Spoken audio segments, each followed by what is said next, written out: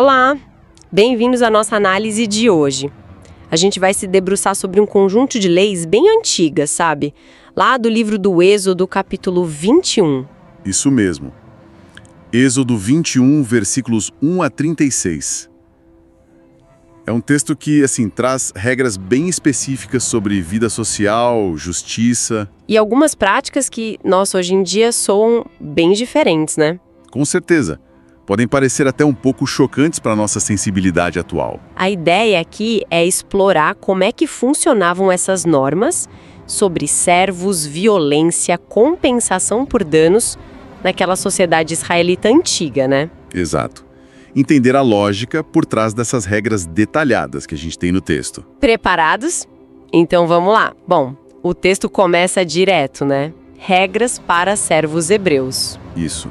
E logo de cara, uma definição importante. Um homem comprado como servo, ele trabalharia por 6 anos. E no 7º, olha só, deveria sair livre, sem pagar nada. Exato. E tinha um detalhe. Se ele entrou solteiro, saía solteiro. Mas se ele já era casado quando foi comprado... A esposa saía livre com ele. Certa. E exatamente. A família original era preservada nesse ponto. Mas aí vem a complicação, né? Logo em seguida. Sempre tem, né? Pois é. Se foi o Senhor quem deu uma esposa para ele durante a servidão e eles tiveram filhos... Aí a coisa mudava. A mulher e os filhos continuavam pertencendo ao Senhor, eram considerados propriedade dele. Ou seja, chegava o 7º ano, o ano da liberdade, e o servo saía livre, mas sozinho, deixando a esposa e os filhos para trás. Exatamente. Isso já dá uma dimensão do drama humano que essas leis podiam gerar, né? Nossa, muito. E é importante a gente pensar, quem era esse servo? Era escravidão, como a gente pensa hoje? É uma ótima pergunta. É bom contextualizar. Muitas vezes, essa condição vinha de dívida, sabe? Ou pobreza extrema. A pessoa se vendia ou era vendida por um tempo limitado. Ah, então tinha um limite, os 6 anos. Isso. Não era, a mesma coisa que a escravidão perpétua e sem direitos de outros lugares e épocas, como a chattel slavery. Havia direitos e limites. Entendi. Faz sentido essa distinção. Mesmo assim, essa questão da família separada é um dilema muito pesado. Sem dúvida. Colocava o homem numa encruzilhada terrível, né? Liberdade pessoal contra a família. E essa tensão toda meio que explica a regra seguinte, não é? Explica assim, a possibilidade de escolher não ser livre. Exato. Se o servo dissesse claramente, olha, eu amo meu senhor, amo minha esposa, meus filhos, não quero sair livre, ele podia ficar. Para sempre. Uma escolha, né? Mas uma escolha dentro de quais opções? Essa é a questão. Sim. E tinha um procedimento para isso, quase um ritual. Bem específico, né? O senhor levava ele perante os juízes, talvez para validar a coisa toda, para garantir que não era forçado, sei lá. E depois ali na porta da casa, no umbral, pegava uma sovela, uma ferramenta pontuda e furava a orelha dele. A partir daí, o texto fala, servirá para sempre. O que significava esse ato? Essa marca? Olha, essa escolha pela servidão permanente diz muito sobre as alternativas que ele tinha ou não tinha, né? A liberdade, sem terra, sem recurso. Podia ser pior, podia ser miséria total. Entendi. Ficar ali, mesmo servo, garantia pelo menos o sustento. Exato. Garantia sustento e mantinha a família unida. Uma família que, muitas vezes, só existia naquele contexto, dentro da casa do Senhor. E a orelha furada? Era marca pública, indelével. Não era castigo, era um símbolo visível para todo mundo. Esse aqui pertence a esta casa. Ele escolheu ficar. Sinalizava o status definitivo dele na comunidade. Entendi. Uma escolha complexa, com um peso social enorme. Bom, aí o texto muda um pouco. Vai para as regras sobre filhas vendidas como servas. Ah, sim. E aqui a dinâmica é bem diferente da do servo-homem. Ela não saía automaticamente no 7º ano, né? Não saía. A condição dela era outra. A lei diz que se o senhor que comprou a moça não se agradasse dela, tipo, para casar ou ter como concubina, ele não podia simplesmente revender para qualquer um, principalmente para estrangeiros. Isso, tinha essa proibição. Ele devia permitir que a família dela a resgatasse, pagasse para ter ela de volta. Parece uma proteção, né? Mesmo que mínima, para ela não ser só uma mercadoria qualquer jogada para fora do povo. É uma camada de proteção, sim, mas, claro, dentro de uma lógica bem patriarcal. A situação dela está sempre ligada a um possível casamento ou concubinato ali naquela casa. E a proibição de vender para estrangeiros. Reforçava a ideia de comunidade. Provavelmente. Manter a coesão do grupo. E talvez evitar que ela fosse parar em situações piores ainda, né? Fora da proteção da comunidade. E que outras opções existiam para ela. Bom, o senhor podia destiná-la para o filho dele.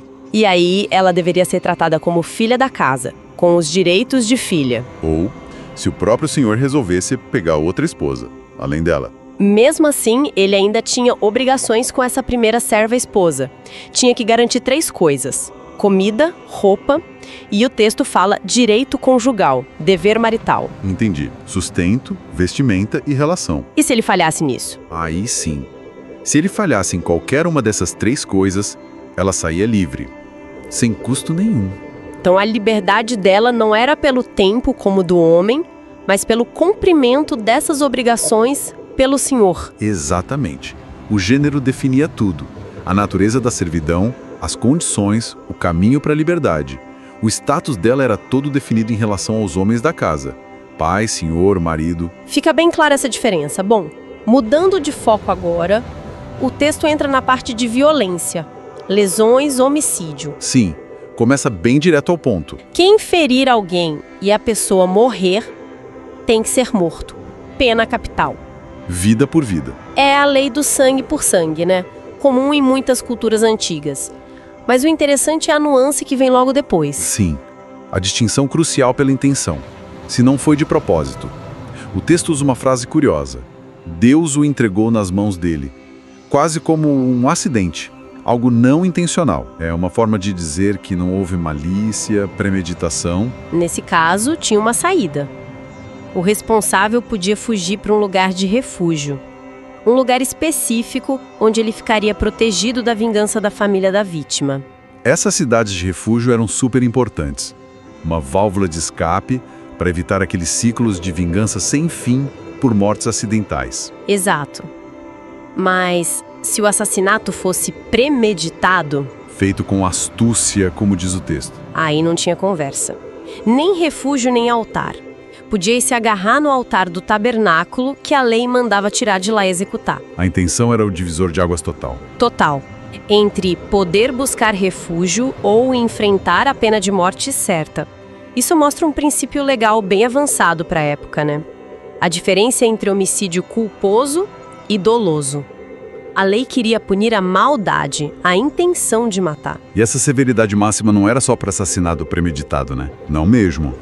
Tinha outros casos. Ferir o pai ou a mãe fisicamente, pena de morte. Pesado. Amaldiçoar o pai ou a mãe, quer dizer, nem precisa ser agressão física, só a maldição verbal, pena de morte também. Nossa. E raptar alguém, sequestrar para vender ou para manter preso, pena de morte. Olha, isso reflete muito a estrutura social.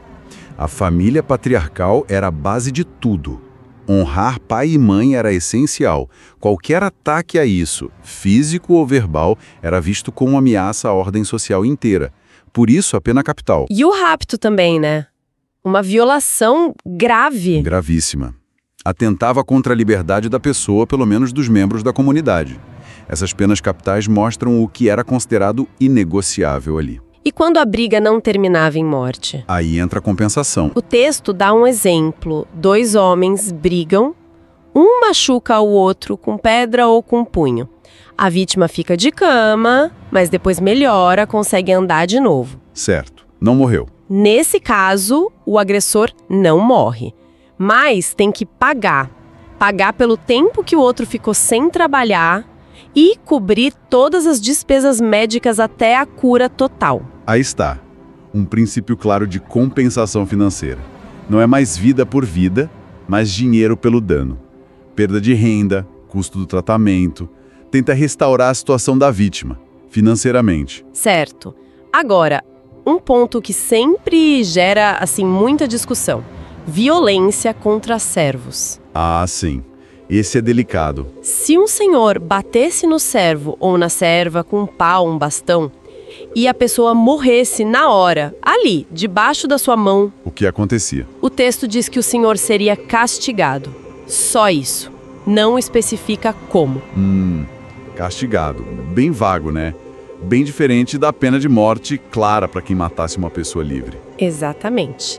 E a diferença fica ainda maior no versículo seguinte. Se o servo agredido não morresse na hora, mas sobrevivesse 1 ou 2 dias e só depois morresse por causa da agressão, aí o senhor não seria castigado. Nada. E a justificativa no texto é brutal. Diz, porque há dinheiro seu. Essa frase é chocante, mas é a chave para entender a lógica da lei naquele momento. Expõe sem dó o status de propriedade do servo. Quer dizer, a morte não imediata era vista como perda de patrimônio para o senhor. Quase isso.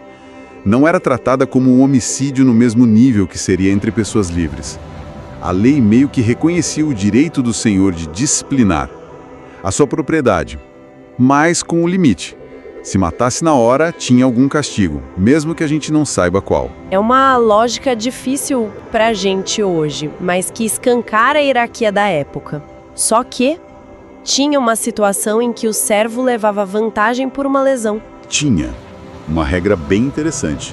Se o senhor, ao bater, atingisse o olho do servo ou da serva e cegasse, ou arrancasse um dente, tinha que libertar a pessoa. Exatamente. A liberdade vinha como compensação direta pela perda de algo importante e permanente, o olho ou o dente. Uma forma de reparação bem específica. Sim.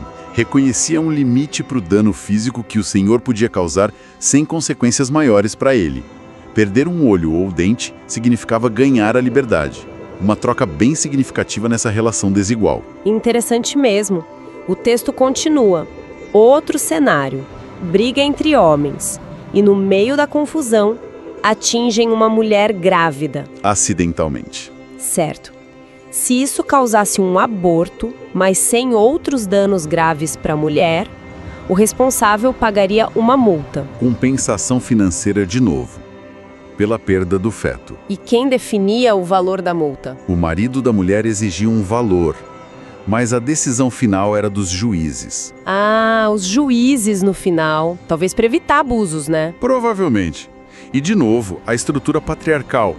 O marido que inicia a demanda. Mas e se além do aborto acontecesse algo pior? Tipo, a morte da mulher? Aí a pena voltava a ser capital. Vida por vida. E é nesse contexto todo de lesões graves que surge a famosa lei. A Lex Talionis. A lei de Talião. Isso. Olho por olho, dente por dente, mão por mão, pé por pé. Queimadura por queimadura, ferida por ferida, golpe por golpe. O que isso significava na prática? Era para arrancar o olho do outro mesmo? Olha, essa é a grande questão. O princípio central é a proporcionalidade. A punição ou a compensação tinha que ser equivalente ao dano. Mas muitos estudiosos e a prática judaica posterior interpretaram isso não sempre como mutilação literal. Não. Muitas vezes era traduzido em compensação financeira, o valor equivalente à perda. Quanto vale um olho, quanto vale uma mão, funcionava como um limite para a vingança, para evitar excessos. O dano foi esse, a compensação é essa, e não mais que isso. Entendi. Um princípio de justiça proporcional, não necessariamente de vingança física idêntica. Exatamente. Só que, como a gente já viu nos casos dos servos, essa tal proporcionalidade não era igual para todo mundo dentro do próprio capítulo, né? Verdade. O status social mudava tudo. Mudava radicalmente como a proporcionalidade era calculada. A vida ou a integridade física de um servo valia menos, legalmente falando. Então a lei de Talião, como está escrito aqui, parece se aplicar mais diretamente entre pessoas livres, de status parecido. Faz sentido. Não, o capítulo vai chegando ao fim, tratando de danos causados por animais. Bois, principalmente. Eram super importantes para a agricultura, né? Cruciais. E também danos por negligência com propriedades. Primeiro caso. Um boi chifra alguém até a morte. O que acontece? O boi é apedrejado. E a carne dele não pode ser comida. talvez por ser considerado impuro ou amaldiçoado. E o dono do boi? O dono é absolvido, considerado um acidente, sem culpa dele, uma fatalidade. Mas isso muda se tiver negligência, certo? Ah, muda completamente. Se o boi já tinha fama de ser bravo, escorneador, perigoso, e o dono sabia disso, foi avisado, mas não prendeu o bicho. Aí a coisa complica. Complica muito. Se esse boi matar alguém, ele continua sendo apedrejado. Mas o dono, negligente, esse podia ser condenado à morte também. Nossa, a responsabilidade pela negligência era enorme. Sabia do risco e não fez nada. Exato. Mas tinha uma saída para ele, né? Tinha. Mesmo podendo ser condenado à morte, Tinha. a possibilidade de pagar um resgate. Um valor financeiro para salvar a própria vida. Uma espécie de fiança, talvez. A lei permitia isso se a vítima fosse uma pessoa livre. Que interessante.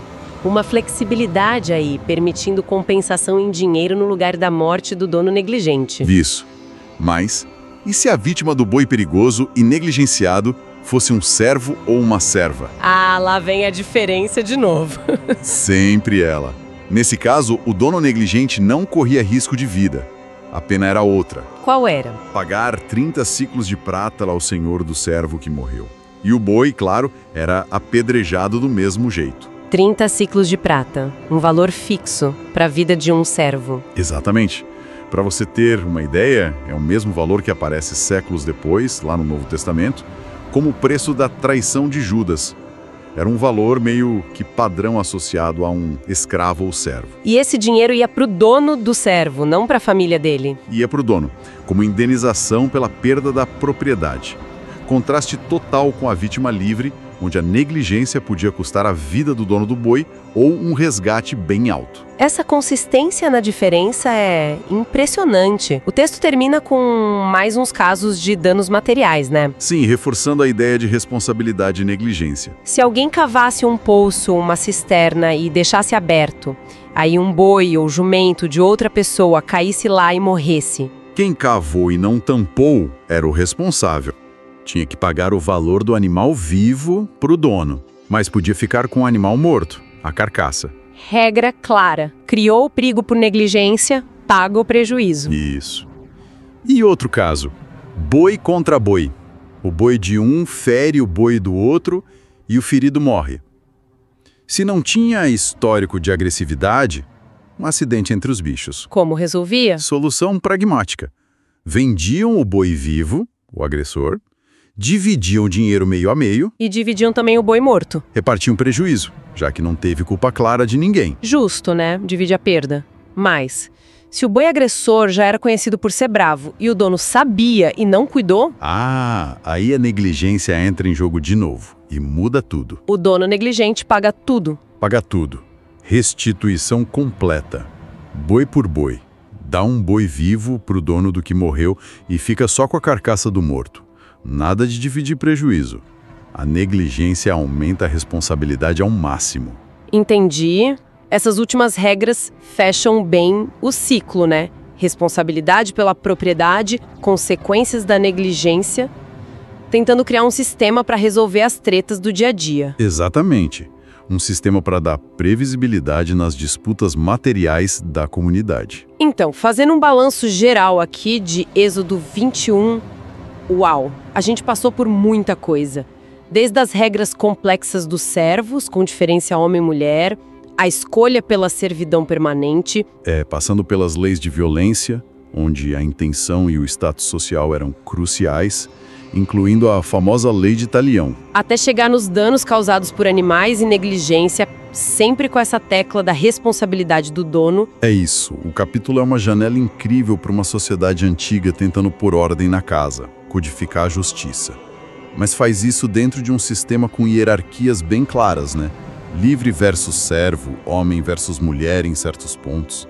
E a negligência como um fator-chave sempre. Sempre. A gente vê princípios de punição, compensação em dinheiro, responsabilidade, mas como isso se aplica varia demais. É um espelho dos valores, das preocupações econômicas, tipo a importância do boi, do servo como propriedade e das estruturas de poder daquele tempo e lugar. foi uma análise intensa, hein? Mas espero que tenha ajudado a gente a entender um pouco a lógica por trás dessas leis, mesmo quando elas nos parecem tão distantes, até chocantes. Com certeza. E fica uma reflexão, né? Essas leis que a gente viu, elas fazem distinções tão claras de valor, de direitos, baseadas no status social, às vezes no gênero. Como será que essa mentalidade legal, sabe? Esses pressupostos sobre quem vale mais, quem tem mais direitos. Como isso pode ter influenciado, ou talvez ainda influencie de formas que a gente nem percebe, o jeito como a gente pensa sobre justiça, igualdade e direitos humanos hoje. Nossa. Ler um texto assim obriga a gente a pensar não só no passado, mas que legados a gente carrega. O que a gente precisa questionar e reavaliar hoje, à luz da ideia de que toda pessoa tem uma dignidade igual. Excelente provocação para a gente continuar pensando. Muito obrigada pela companhia nessa exploração de Êxodo 21. Valeu! Até a próxima!